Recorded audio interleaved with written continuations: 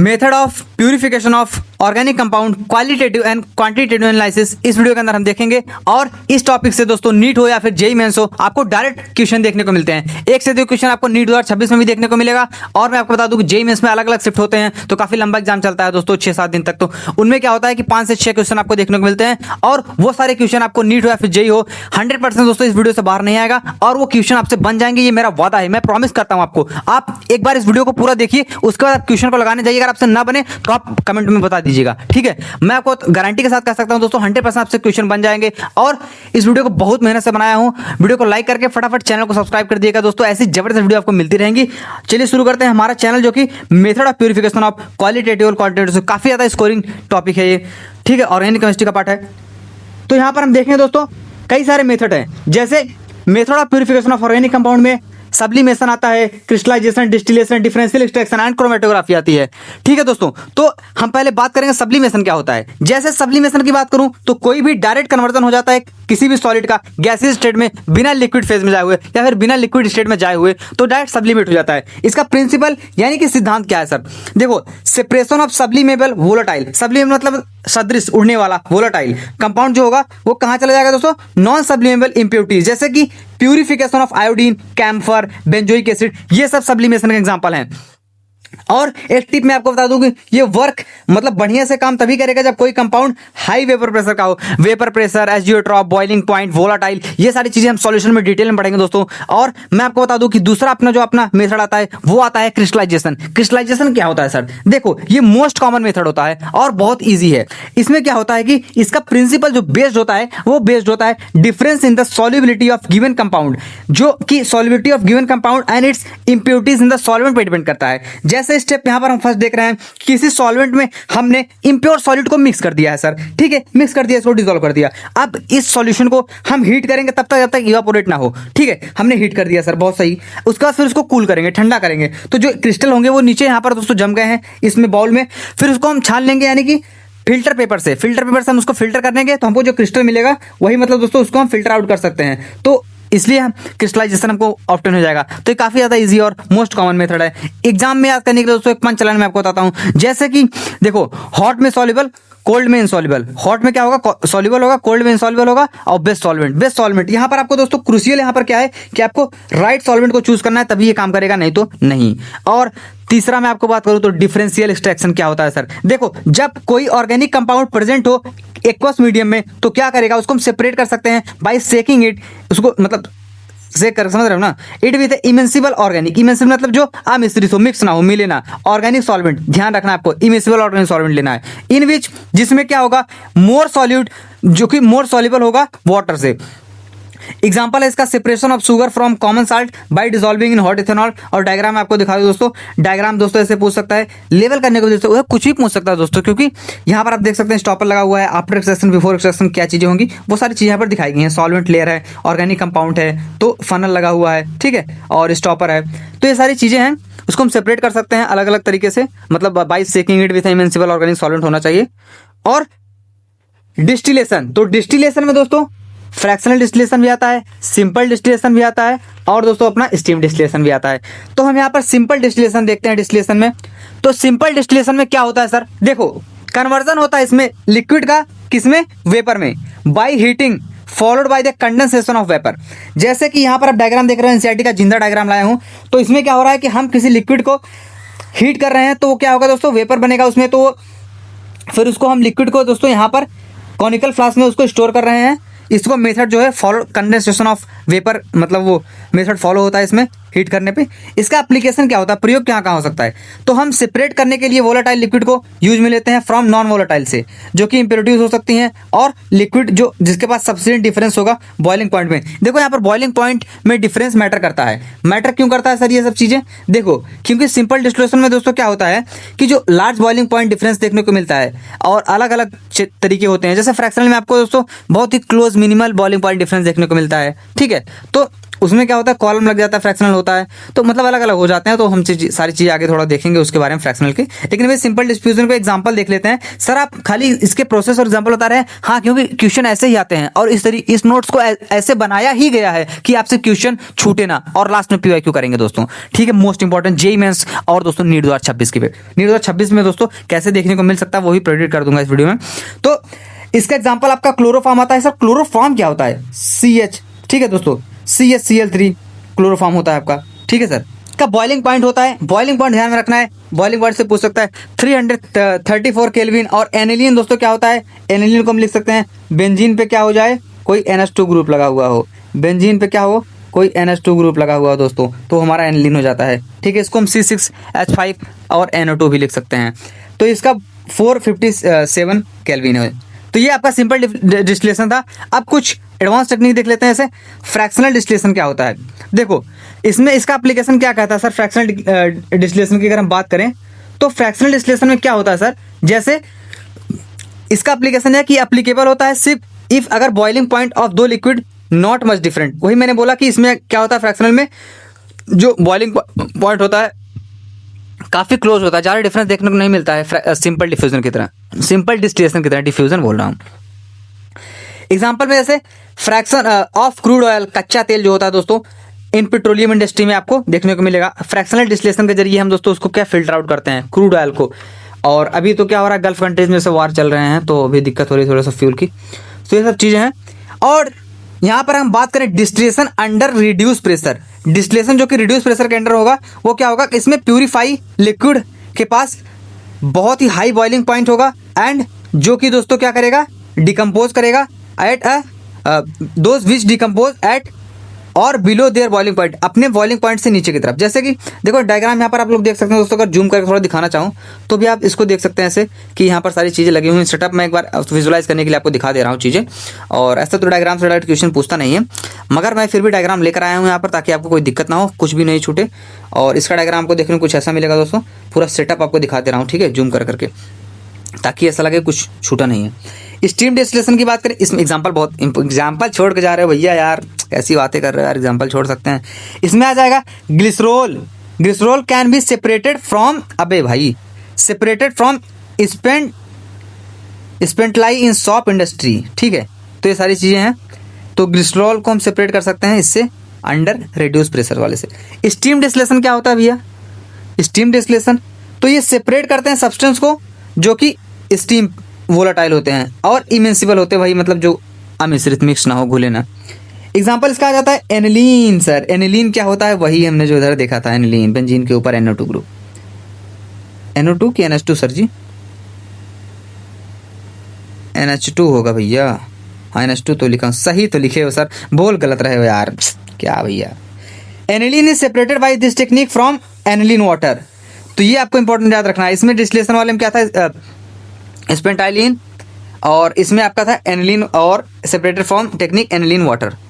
तो जैसे यहाँ पर देखिए सेटअप देख लीजिए आप एक बार, कैसे है दोस्तों, सेफ्टी ट्यूब लगा हुआ है, कंडेंस है, वाटर है, कंपोज है, वाटर इनलेट निकल रहा है, डिस्टिल लिक्विड यहाँ पर आपको नीचे देखने को मिल रहा है। तो ये आपका स्टीम डिस्टिलेशन टेक्निक थी। और हमने देख लिया अभी, हमने क्या क्या देखा भैया, हमने ये देखा कि जैसे सब्लिमेशन देख लिया है, और फिर क्रिस्टलाइजेशन देख लिया है, डिफरेंशियल एक्सट्रैक्शन देख लिया है, और डिस्टिलेशन देख लिया है। अब अपना बचता है क्रोमेटोग्राफी। तो क्रोमेटोग्राफी क्या होता है भैया? देखो क्रोमेटोग्राफी में क्या होता है कि एक इंपॉर्टेंट टेक्निक होती है जिसमें क्या होता है कि एक्सटेंसिवली यूज होती है प्यूरिफिकेशन के लिए, आइसोलेशन के लिए एंड सेपरेशन के लिए। किसी भी ऑर्गेनिक कंपाउंड को इस तरीके से हम कर दे सकते हैं क्रोमेटोग्राफी के जरिए। और क्रोमा नाम से पता चल रहा है दोस्तों, कलर से रिलेटेड है। यह एक दोस्तों क्या है, ग्रीक वर्ड है, जैसे क्रोमैटिन, क्रोमा, तो ठीक है, क्रोमैटोफोर। तो क्रोमा से नाम से पता चला, क्रोमा मतलब कलर से रिलेटेड है। और इस मेथड में क्या होता है कि पहले जो हम यूज करते थे सेपरेशन ऑफ कलर सब्सटेंस को, जो कि प्लांट में पाए जाते थे, पर इस टेक्निक में ऐसे मिक्सचर ऑफ सब्सटेंस अप्लाई करके दोस्तों स्टेशनरी फेज, रिकवरी फेज में, जैसे सॉलिड भी मतलब हो सकता है, लिक्विड भी हो सकता है, प्योर सॉल्वेंट भी हो सकता है, तो मिक्सचर हो सकते हैं बहुत सारे सॉलिड्स का, और गैस भी हो सकती है, जिसको हम अलाउ करते हैं मूव स्लोली, जो कि और स्टेशनरी फेज पे। तो इसमें भी दोस्तों मतलब क्या बोलते हैं, क्रोमेटोग्राफी में कई स्टेप हो सकते हैं, जैसे एडजॉर्प्शन क्रोमेटोग्राफी। एडजॉर्प्शन क्रोमेटोग्राफी क्या होती है कि इसमें जो ये एडजॉर्प्शन वाला जो होता है वो बेस्ड होता है किस पे, फैक्ट, जो कि क्या करता है, दैट डिफरेंट कंपाउंड, यानी कि अलग अलग कंपाउंड जो कि एड्जॉर्ब करेंगे, एड्जॉर्ब मतलब जो सोख लेंगे, आप कह सकते हो, एड्जॉर्बेंट मतलब सोख लेने वाला, ठीक है, एड्जॉर्ब मतलब सोखेगा, एड्जॉर्बेंट सोख लेगा, डिफरेंट सोख लेने वाला सोखेगा, ठीक है, या फिर पी लेना, एड्जॉर्बेंट मतलब पी लेना, आप कह सकते हो, सोख लेना, ठीक है, हिंदी इतना मतलब वो नहीं है, डिफरेंट डिग्री। इसमें कॉमन एड्जॉर्बेंट आ जाते हैं, इससे डायरेक्ट क्वेश्चन देखने को मिलता है PYQ, silica gel and alumina. Silica gel और एल्यूमिना दोस्तों आपको नीट 2026 में हो सकता है देखने को मिल जाए। तो ये चीज़ें हैं। डायग्राम यहाँ पर देखिए दोस्तों, कॉलम क्रोमेटोग्राफी डिफरेंट स्टेज पे दिया गया है जो कि सेपरेट हो रहे हैं, कर रहे हैं किसी कंपाउंड या फिर मिक्सचर को। और लेकिन सर मैं आपको एक चीज़ बताऊं कि इसमें दो मेथड आते थे आपका, एडजॉर्प्शन क्रोमेटोग्राफी और एडजॉर्प्शन क्रोमेटोग्राफी में आपका दोस्तों क्या आता है, कॉलम क्रोमेटोग्राफी। एडजॉर्प्शन क्रोमेटोग्राफी का ही पार्ट है क्या, कॉलम क्रोमेटोग्राफी। इसमें क्या होता है सर, ये इसी का डायग्राम है भैया। तो इसमें क्या होता है, जो एड्जॉर्बेंट होते हैं यानी जो सोख लेने वाला होता है, पी लेने वाला होता है, वो क्या होगा, किसी ग्लास कॉलम में पैक होगा, जैसे ग्लास कॉलम के अंदर डाला गया है। यहाँ पर सॉल्वेंट है दोस्तों, जो कि क्या होगा, मोबाइल होगा।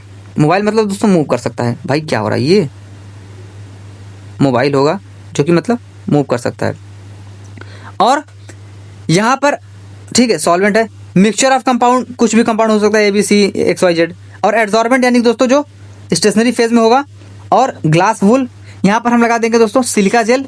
और ये आपका दोस्तों क्या है, ठीक है, स्टॉप कॉक कह सकते हो उसको आप। स्टॉप कॉक से क्या होता है, लोअर एंड पे दोस्तों फिक्स कर दिया गया है और एड्जॉर्बेंट लगा दिया जाता है। तो इसमें ये सब चीज़ें थी। और जो मूविंग फेज होता है उसको हम इल्यूएंट बोलते हैं। ऐसा डायरेक्ट क्वेश्चन बन सकता है। तो देखिए ऊपर नीचे हो रहा है, तो इसमें प्रोसेस हो रहा है ABC, फिर बाद में क्या हो रहा है, सेपरेट हो गया। पहले मिक्स था, मतलब मिक्सचर था इस कंपाउंड का, फिर लास्ट में जैसे जैसे मतलब प्रोसेस होता गया, फिर पहले A अलग हुआ, फिर B और C, फिर तीनों के तीनों दोस्तों क्या होगा, सेपरेट हो गए। तो इसमें हम देखते हैं दोस्तों, आइसोलेट भी कर सकते हैं, सेपरेट भी कर सकते हैं, ठीक है। तो मतलब क्रोमेटोग्राफी टेक्निक है। क्रोमेटोग्राफी में आपका हमने एडजॉर्प्शन क्रोमेटोग्राफी देखा, और एडजॉर्प्शन का ही पार्ट है कौन सा अपना, देखो एडजॉर्प्शन, देखो सिंपल सा क्रोमेटोग्राफी में आपको दो पार्ट आ जाते हैं, एडजॉर्प्शन और पार्टीशन। और एडजॉर्प्शन में आपका आ जाता है कौन सा, column chromatography, thin layer chromatography, जो कि थिन लेयर क्रोमेटोग्राफी हम थोड़ा आगे देखेंगे। तो देखो थिन लेयर क्रोमेटोग्राफी, इसमें क्या होता है कि जो पतली लेयर होती है एड्जॉर्बेंट की, एड्जॉर्बेंट मतलब सोख लेने वाला भाई, मोर देन मतलब 0.2 mm मिलीमीटर थिक होती है, और इसको कोट करते हैं over a glass plate. Glass plate पे दोस्तों हम इसको लगा देते हैं। और यहाँ पर एनसीईआरटी का आप जिंदा डायग्राम देख पा रहे होंगे। इसमें क्या है देखने को मिल रहा है आपको, जैसे कि देखो थिन क्रोमेटोग्राफी क्या होता है दोस्तों, कि इसमें ये भी एक उसका ही पार्ट है क्रोमेटोग्राफी का ही। एप्लीकेशन की बात करें तो इसमें स्मॉल स्पॉट अप्लाई होता है अबाउट 2 सेंटीमीटर का, जो कि किसके ऊपर, above on end of TLC plate. TLC plate क्या है sir, thin layer of chromatography plate पे। एग्जाम्पल में जैसे I2 यानी कि आयोडीन एब्जॉर्बिंग कंपाउंड और ब्राउन स्पॉट देखने को मिलेगा। जैसे कि यहाँ पर दोस्तों thin layer chromatography, chromatogram been developed हो गया है, बेस लाइन पे आप लोग देख पा रहे हैं सॉल्वेंट रखा गया है, और adsorbent coated plate, glass plate है, जार के अंदर सब चीज़ें हो रही हैं। और सैंपल डॉट यहाँ पर दोस्तों क्या है, जो कि आपको देखने को मिल रहा है, साथ ब्राउन स्पॉट है क्या।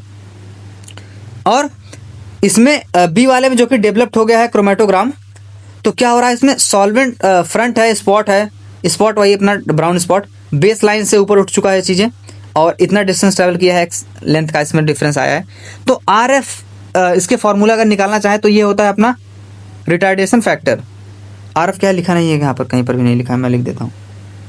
तो ये अपना क्या है, रिटार्डेशन फैक्टर है दोस्तों,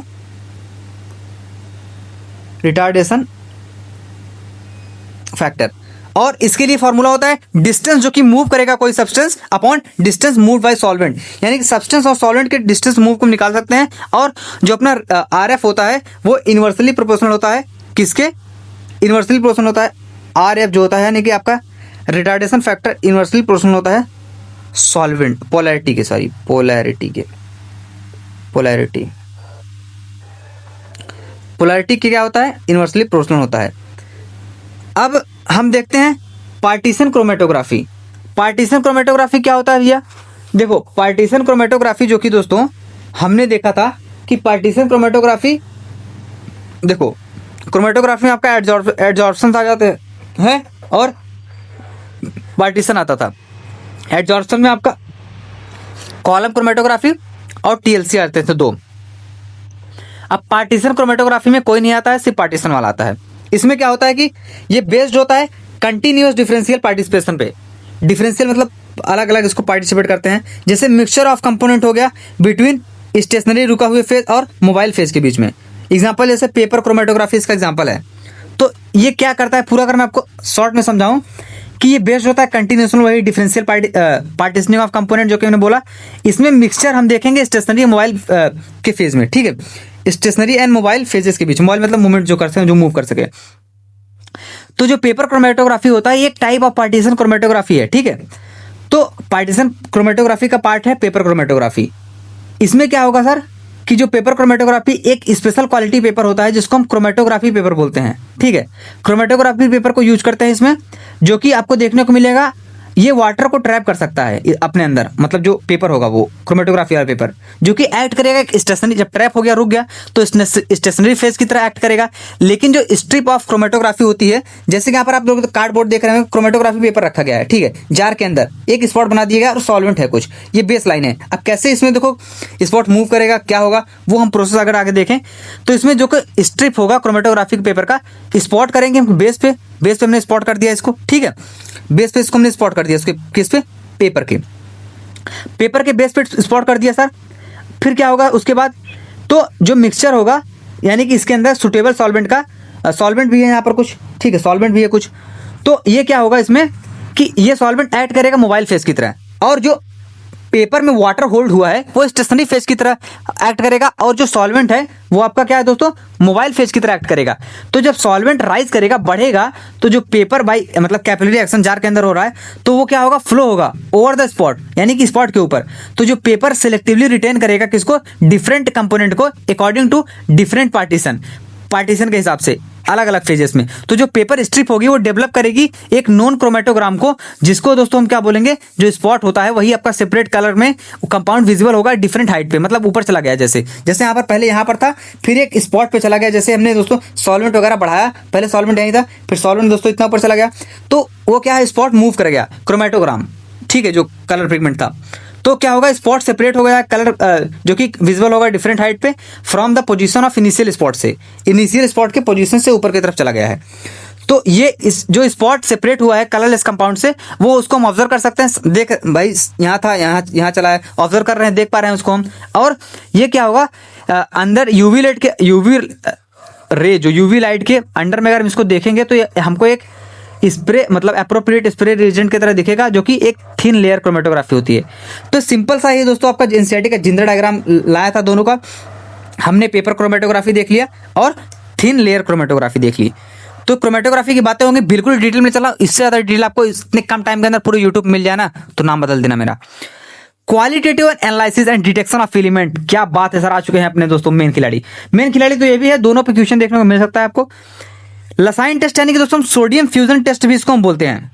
इसमें क्या होता है, देखो इसमें पहले आपको एनसीईआरटी लेके बैठे हुए आप मिलाते चलिए 100%। ये सारी चीज़ आपको लग रही भले कलरफुल आया है, नोट्स है, अलग अलग विजुअलाइजेशन है, तो भाई बहुत मतलब अलग चीज़ें होंगी। नहीं भाई, ये सारी की सारी एनसीईआरटी की लाइन है, सारी की सारी एनसीईआरटी के डायग्राम है। एनसीईआरटी को मैं बिल्कुल भी स्किप नहीं किया, मतलब 100% निचोड़ दिया हूँ इसके अंदर, पूरा जान लगा दिया हूँ दोस्तों। वीडियो को लाइक करके चैनल को सब्सक्राइब कर देना, इससे ज़्यादा जबरदस्त वीडियो आपको पूरे यूट्यूब पर नहीं मिलेगी, नाम बदल दूंगा मैं।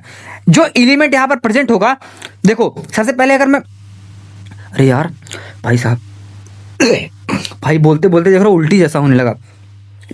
Detection of carbon and hydrogen हम पहले देखते हैं, आप एनसीईआरटी खोल के बैठिएगा, आप देख लीजिएगा।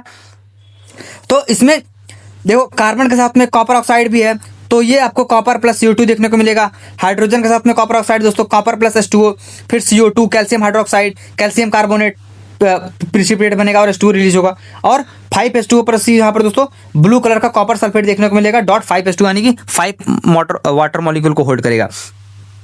तो डिटेक्शन था कार्बन एंड हाइड्रोजन का।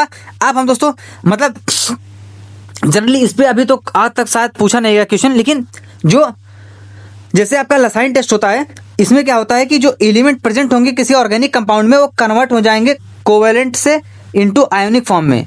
कोवेलेंट क्या होता है, नॉन मेटल से नॉन मेटल, आयनिक में दोस्तों मेटल और non metal, ionic bond, covalent bond, by fusing the compound with sodium metal के साथ में। जैसे ऑर्गेनिक कंपाउंड के साथ में सोडियम मेटल, तो ये क्या होगा, जैसे नाइट्रोजन के लिए अगर हम देखें तो नाइट्रोजन के लिए क्या होगा कि हमने सोडियम ले लिया प्लस कार्बन ले लिया प्लस नाइट्रोजन ले लिया तो हमको NaCN देखने को मिलेगा, ठीक है। और वहीं हेलोजन के लिए देखें तो हम सोडियम जरूर रहेगा उसमें, हेलोजन में आपका दोस्तों क्लोरीन ब्रोमीन फ्रोमीन कुछ भी हो सकता है, तो आपको दोस्तों यहाँ पर सोडियम हैलाइड देखने को मिल जाएगा NX। सल्फर के लिए अगर देखें भैया तो सल्फर के लिए क्या हो जाएगा भैया, तो सल्फर के लिए आपको दोस्तों यहाँ पर सोडियम लिया गया है, सल्फर के साथ में आपको Na2S देखने को मिलेगा। तो देखिए यहाँ पर एक टिप है कि फ्यूजिंग जो हम करेंगे सोडियम मेटल के साथ वो क्रिएट करेगा लसाइन स्ट्रेट को, लसाइन स्ट्रेट क्रिएट करेगा दोस्तों, और जो है क्या होगा भाई सब सांस ले लो, तो वो बनाएगा एक एलिमेंट को सॉल्युबल होगा वाटर में, तो हम इसको कह सकते हैं मतलब टेस्ट कर सकते हैं इसमें, इसको सोडियम फ्यूजन टेस्ट भी बोल सकते हैं, लसाइन टेस्ट। अगर सोडियम फ्यूजन टेस्ट नाम से आ जाए तो कंफ्यूज मत होना, लसाइन टेस्ट की ही बात हो रही है वहां पर। तो हमने चीज देख ली नाइट्रोजन, हेलोजन और सल्फर, तो ये तीनों चीजें थी। और अब हम उसी में कैसे देखेंगे कि नाइट्रोजन को कैसे डिटेक्ट करते हैं। देखो सबसे पहले स्टेप में यहाँ पर हमने साइनाइड ले लिया है, फिर आयरन Fe2+ लिया है, तो ये आपका फेरोसाइनाइड बनाएगा, ठीक है दोस्तों। तो स्टेप 2 में क्या होगा, फॉर्मेशन हो जाएगा कॉम्प्लेक्स का, जैसे जो फेरोसाइनाइड है इसमें हम Fe3 ले लेंगे, Fe2 से Fe3 पे चले गए तो यहाँ पर XH2 यानी कि कुछ X अमाउंट ऑफ वाटर हो सकता है वहाँ पर, तो ये बनाएगा आपका Fe4 FeCN6H3 X में कुछ भी 5 4 3 मतलब अमाउंट ऑफ हो सकता है। तो ये जो आपका होता है ये प्रशियन ब्लू कलर का होता है, तो प्रशियन ब्लू होने की वजह से कंफर्म हो गया कि दोस्तों क्या है यहाँ पर नाइट्रोजन डिटेक्ट हो गया, और नाइट्रोजन डिटेक्ट हो गया तो हमारा काम हो गया, क्योंकि हमको नाइट्रोजन ही डिटेक्ट करना था, ठीक है। तो जब ये नाइट्रोजन डिटेक्ट हो गया तो हम अपना काम हो गया दोस्तों। और ये चीज़ें हैं, तो इसको भी प्रशियन ब्लू बोल सकते हैं इसको आप, यही प्रशियन ब्लू है आपका, ये वाला ये प्रशियन ब्लू है। अगर Fe2+ जो कि यूजली प्रोवाइडेड होता है freshly prepared FeSO4 ferrous sulphate से। डिटेक्शन ऑफ सल्फर हमने पहले देखा, सबसे पहले detection of carbon and hydrogen, फिर हमने देखा डिटेक्शन ऑफ सोडियम, मतलब सोडियम के जरिए हमने देखा, फिर नाइट्रोजन देखा, फिर अब सल्फर देखेंगे। देखो सल्फर टेस्ट के लिए सल्फर लिया और लीड लिया, तो ये बना गया आपका लीड सल्फाइड बना, जो कि ब्लैक प्रेसिपिटेट आपका फॉर्म होगा, देख पा रहे होंगे ब्लैक कलर का। और मेथड 2 में नाइट्रोप्रोसाइड टेस्ट करते हैं इसको हम, तो इसमें सल्फर के साथ में हमने क्या लिया है दोस्तों, FeCN5NO2 का माइनस कॉम्प्लेक्स है ये, फिर ये बनाएगा अपना FeCN5NOS4- जो कि वॉयलेट कलर का होता है, बैगनी कलर का, जो कि इंडिकेट करता है कि इसमें सल्फर प्रेजेंट है। तो सल्फर के लिए 2 टेस्ट हमने देखे, जो कि आपके कौन कौन से थे, एक सल्फर ब्लैक पीपीटी फॉर्म हुआ उसमें, एक में वॉयलेट कलर फॉर्म हुआ। और नाइट्रोजन के केस में अगर हम देखें दोस्तों, तो नाइट्रोजन के केस में क्या होगा कि जो नाइट्रोजन और सल्फर दोनों क्या होंगे, प्रेजेंट होंगे, तो सोडियम थियोसाइनेट फॉर्म होगा। जैसे सोडियम ले लिया हमने, फिर कार्बन है और फिर नाइट्रोजन है, सल्फर है, तो ये NaCN बना, ठीक है। और डिटेक्शन की बात करें तो कैसे इसको डिटेक्ट करेंगे कि बना कैसे, तो उसमें SCN हम मिला देंगे, तो आपको देखने को मिलेगा FeSCN2+, जो कि ब्लड रेड खूनी लाल कलर का होता है दोस्तों, खूनी लाल, ठीक है, खूनी लाल कलर का होता है अपना ये। और अगर सोडियम फ्यूजन कैरी हो रहा है बहुत ज़्यादा मात्रा में तो क्या होगा, तो जो थियोसाइनेट होगा वो डिकम्पोज हो जाएगा, और फिर बाद में साइनाइड एंड सल्फाइड मिलके दोस्तों क्या बना देंगे, देयर यूजुअल टेस्ट हो जाएगा NaCN के साथ में, तो NaCN + Na2S बना देंगे। NCERT की जिंदा लाइन है। हेलोजन के लिए कैसे टेस्ट करेंगे दोस्तों, हेलोजन में दोस्तों क्या होता है, कोई आपका हैलाइड हो गया, फिर Ag+ में Agx बना देगा, ठीक है। तो Ag आपका क्या है, सिल्वर है, AgBr3 भी हो सकता है, ठीक है। तो सिल्वर ब्रोमाइड ये सब चीज़ें, बहुत सारी चीज़ें होती हैं। तो Ag यहाँ पर लिया हमने, Cl लिया है, तो AgBr भी लिया, AgAi भी लिया है, तो ये वाइट प्रेसिपिटेट सॉल्युबल होगा NH4OH पे, ठीक है, अमोनियम हाइड्रोक्साइड बोल सकते हैं इसको आप। और एलोइस प्रेसिपिटेट स्पेरिंगली सॉल्युबल होगा, मतलब कम मात्रा में सॉल्युबल होगा NH4 में, जो कि आपको हल्का पीला देखने को मिलेगा, और ये वाइट कलर के साथ में लास्ट विजुअलाइजेशन ताकि हो पाए। बहुत ज़बरदस्त नोट्स है दोस्तों, और यूट्यूब पे बहुत यूनिक तरीके से पढ़ा रहा हूँ, यूट्यूब पे ऐसा आपको कहीं लेक्चर नहीं मिलेगा पूरा यूट्यूब पे। AgI येलो प्रेसिपिटेट फॉर्म होता है, जो कि इनसॉल्युबल होता है, येलो कलर का आता है दोस्तों NH4 में। फॉस्फोरस के लिए कैसे टेस्ट करेंगे, तो कोई ऑर्गेनिक कंपाउंड है Na2O2 लिया हमने, फिर Na3PO4। तो देखो यहाँ पर Na3PO4 लिया हमने, ये आपको जो रिएक्शंस देखने को मिल रही है ये अनबैलेंस्ड है, अनबैलेंस्ड रिएक्शन है ये वाली, ये सब। अगर मैं बैलेंस लिखना चाहूँ तो कैसे लिखूंगा? बैलेंस कर दो ना यार भैया, कर दे रहा हूँ भाई, कोई दिक्कत वाली बात नहीं है। ट्विटर से क्लास में ऐसे नहीं चलेगा। देखो Na3PO4 लिया हमने, फिर यहाँ पर क्या होगा कि तो अगर प्लस में लिखूँ या फिर ऐसे भी लिख सकता हूँ, तो 3HNO लिया, ठीक है, 3HNO लिया हमने, और फिर H3PO4 आपका प्लस 3NaNO3 बनेगा, जो कि आपका क्या होगा दोस्तों, यहाँ पर NH4 इसकी प्रेजेंस में NH4 3PO4 इंटू 12MO यानी कि O3 बन जाएगा, ठीक है। ये क्या है सर? ये आपका है अमोनियम मॉलिबेटेट, ये मॉलिबेटनम है आपका MO, अमोनियम मॉलिबेटनेट पहले बनता है आपका, फिर लास्ट में दोस्तों, सॉरी अमोनियम मॉलिबेटनेट नहीं है, अमोनियम मॉलिबेटनेट नहीं है, ये लास्ट वाली पोजीशन पे आता है आपका, जो कि येलो प्रेसिपिटेट होता है, और ये कैनरी येलो कलर का होता है, कैनरी येलो। कैनरी येलो क्या होता है भैया? कैनरी येलो देखो एक बर्ड होती है, इसके जो पीले कलर की है ना, मतलब इस तरीके का होता है, लो बर्ड भी लाए हो, हाँ। अमोनियम फॉस्फो मॉलिबेटेट ये है आपका कंपाउंड पूरा, ठीक है भैया। आगे बढ़ें। क्वांटिटेटिव एनालिसिस, तो इसमें हम ड्यूमास मेथड देखेंगे। उसमें हमने ज़ेल्डाल मेथड देखा था, दज्जाल ज़ेल्डाल मेथड देखा था हमने उसमें, इसमें हम ड्यूमास मेथड देखेंगे। तो कार्बन एंड हाइड्रोजन से पहले हम देख लेते हैं दोस्तों, यहाँ पर कोई CXHY plus X plus Y4, ये इतना ज़्यादा इंपॉर्टेंट नहीं होता। कार्बन और हाइड्रोजन को इसलिए मतलब कट कर दिया था सब में, फिर भी मैंने कहा ऐड कर लेता हूँ इसको दोस्तों, अलग से NCERT का डायग्राम काट काट के लाया हूँ। तो अगर परसेंटेज ऑफ कार्बन निकालनी है आपको, तो सिंपल से आपको क्या करना है, 12 into M2 into 100/44 into M कर देंगे। और वहीं अगर परसेंटेज ऑफ हाइड्रोजन डिटेक्ट करना है आपको, कार्बन और हाइड्रोजन की बात हो रही है क्वालिटेटिव में, तो आप 2 इंटू M1 इंटू मतलब मास ऑफ फर्स्ट सब्सटेंस कुछ भी हो सकता है, 100/80 इंटू M कर देंगे, आ जाएगा आपका। ड्यूमास मेथड में दोस्तों नाइट्रोजन से होगा, तो इसमें वॉल्यूम ऑफ नाइट्रोजन STP यानी कि स्टैंडर्ड टेम्परेचर प्रेशर पे लेंगे, जो कि ml में लेंगे, और जो मास ऑफ ऑर्गेनिक कंपाउंड होगा वो हम mg में लेंगे, मिलीग्राम में। तो अगर हम वॉल्यूम को लेते हैं, volume of nitrogen, basically Dumas method में नाइट्रोजन के लिए ही होता है, ये ड्यूमास मेथड नाइट्रोजन के लिए है। तो इसमें क्या होगा, STP पे हम अगर इसको लिखना चाहें तो P1V1 इंटू 273 केल्विन है, मतलब अपान 760 mmHg इंटू T1। सो इसको हम वॉल्यूम के ml में लेंगे दोस्तों, पहले मैंने कंडीशन यहाँ पर डिफाइन कर दी थी। और यहाँ पर अगर हम volume in ml N2 STP weights के फॉर्म में देखें, तो वेट्स के फॉर्म में 28 इंटू V/,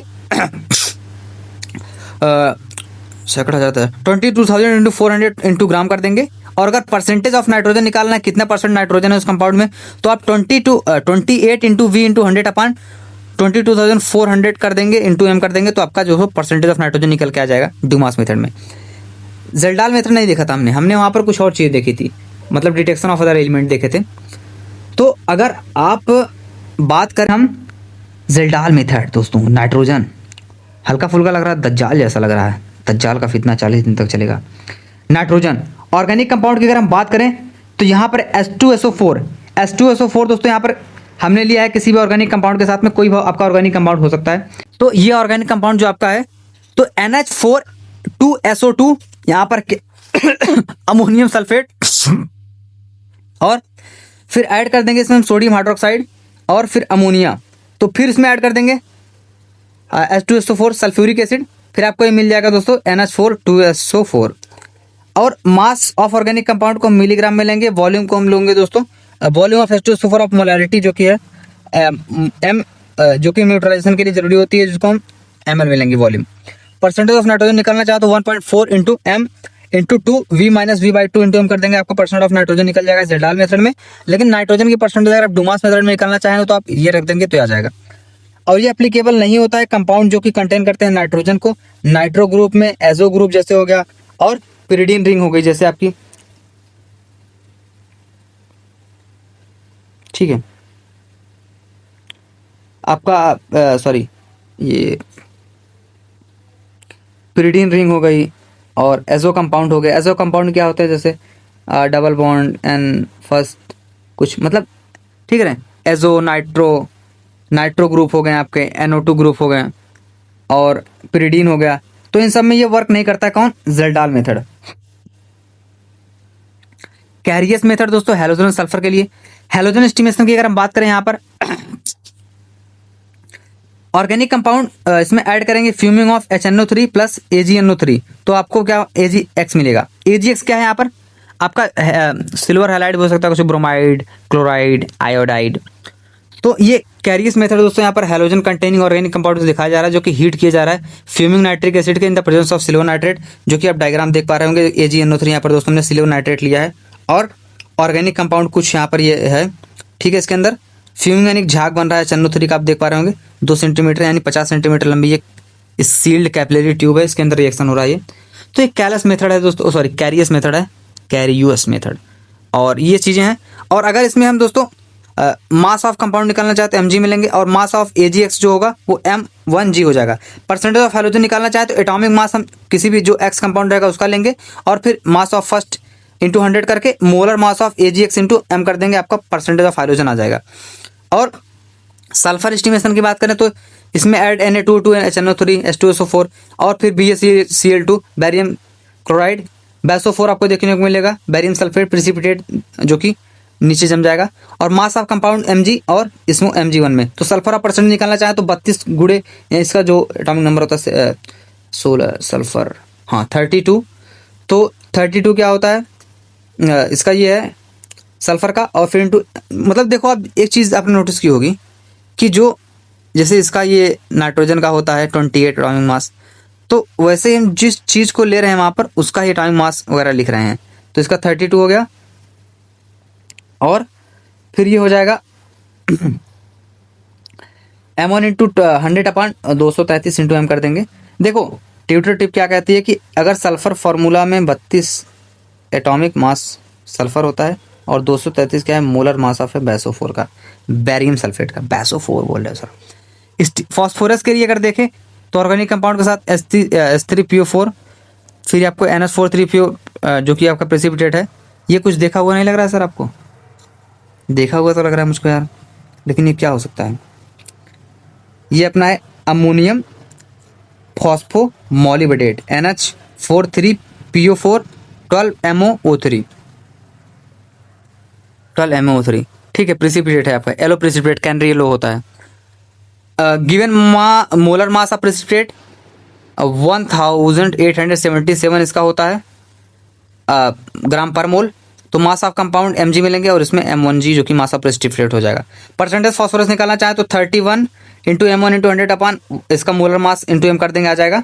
और जो एटॉमिक मास फॉस्फोरस का होता है, ठीक है, ये सारी चीज़ें हो गई हमने मतलब कर लिया है, मतलब ठीक है। अब हम करते हैं PYQ करें। ऑक्सीजन हमने नहीं देखा था दोस्तों, कुछ भी नहीं छूटना चाहिए। ऑक्सीजन के लिए परसेंटेज ऑफ ऑक्सीजन निकालना चाहें आप अगर इसमें, तो ये हो जाएगा 32 इंटू MO यानी मास कर देंगे कोई, फिर 88 क्या होता है मोलर मास हो जाता है, जो भी दिया रहेगा वहाँ पर कंपाउंड प्रेसिपिटेट बनेगा, तो इंटू M कर देंगे तो आपका ये ऑक्सीजन के लिए आ जाएगा, ठीक है। तो ये था PYQ करते हैं। JEE मेंस 2024 का दोस्तों यहाँ पर PYQ एक लाया हूँ मैं, मतलब बहुत सारे हैं। शुरुआत JEE मेंस से करेंगे, फिर नीट वाले पे आएंगे। तो जो टेक्निक यूज करते हैं purification of steam volatile water immiscible substance के लिए, वो क्या होता है दोस्तों, तो अपना होता है वो स्टीम डिस्टिलेशन में इमेंसिबल सब्सटेंस देखने को मिलता था, ठीक है। और क्रोमेटोग्राफिक टेक्निक जो कि बेस्ड होती है प्रिंसिपल ऑफ डिफरेंशियल एडजॉर्प्शन, तो कौन सी क्रोमेटोग्राफी होती है डिफरेंशियल एडजॉर्प्शन पे, वो कौन सी होती है दोस्तों, कॉलम क्रोमेटोग्राफी, जिसपे एडजॉर्प्शन लगाते थे, फनल था, मतलब वो कॉकपिट टाइप था, अलग अलग कॉलम्स थे, जो मिक्सर अलग अलग होते थे, वो चीज़ थी। और थिन लेयर भी क्रोमेटोग्राफी आती है, तो इसमें A और B दोनों आ जाएगा, आपका A एंड B दोनों आ जाएगा। और यहाँ पर एक दोस्तों क्या दिया गया है, टेस्ट दिया गया है, मतलब स्टेटमेंट वाइज क्वेश्चन है 2025 का, JEE मेंस ऑनलाइन 23 जनवरी मॉर्निंग शिफ्ट का। इन लसाइन टेस्ट जो कोवेलेंट ऑर्गेनिक कंपाउंड ट्रांसफर होगा किसमें, ऑर्गेनिक कंपाउंड में, इन आयनिक कंपाउंड में, ठीक है, हाँ होता है दोस्तों, आयनिक कंपाउंड में होता है। हमने भाई देखा था ना वहाँ पर जो कि ऑर्गेनिक मॉलिक्यूल आयनिक कंपाउंड में कन्वर्ट होगा कोवेलेंट से, तो उसमें सोडियम वगैरह लेते थे, फिर कोई ऑर्गेनिक कंपाउंड होता था आपका NaSCN NaCN अलग अलग से हैलोजेंस के लिए, नाइट्रोजन के लिए देखा था। तो जो सोडियम फ्यूजन एक्सट्रैक्ट होता है जिसको हम दोस्तों क्या बोलते हैं, सोडियम फ्यूजन एक्सट्रैक्ट, और उसका कुछ और भी नाम था सर, सोडियम फ्यूजन एक्सट्रैक्ट जिसको हम बोलते थे। तो सोडियम फ्यूजन टेस्ट भी इसको नाम से बोल सकते हैं। इसमें क्या होता था, आयनिक में कन्वर्ट होता था। तो ये था, और मतलब समझाते हुए चल रहा हूँ कि सारी चीज़ें कवर हुई हैं। तो ये आपका जो Na4FeCN6 था, ये क्या होता था, प्रसियन ब्लू थोड़ी होता था भाई, प्रसियन ब्लू तो कुछ और था, प्रसियन ब्लू तो कुछ और था ना, प्रसियन ब्लू तो कुछ और था। प्रसियन ब्लू तो आपका Fe4FeCN6 3 होता है, ना कि आपका जो वहाँ पर था, वहाँ पर तो कुछ और हो गया है। और तो ये क्या दिया गया वहाँ पर, FeSN6 शायद ऐसे कुछ था।